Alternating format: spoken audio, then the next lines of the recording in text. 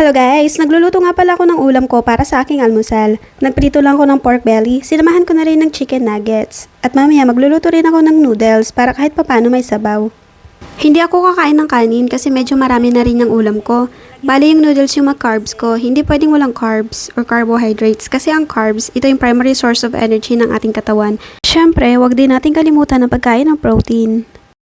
Ayan, luto na. So, kakain ako agad para hindi malata yung noodles. Hindi kasi masarap ang noodles kapag lata. Lagyan ko nga rin pala ng seaweed para kahit papano is may gulay. Chalmugkisimnida. Yung nga pala yung sinasabi ng mga Korean bago sila kumain. Parang ibig sabihin nun is, I will eat well. So, since nandito tayo sa South Korea, parang na-adapt ko na rin yung kultura nila. Mas masarap sana yan kung may kimchi.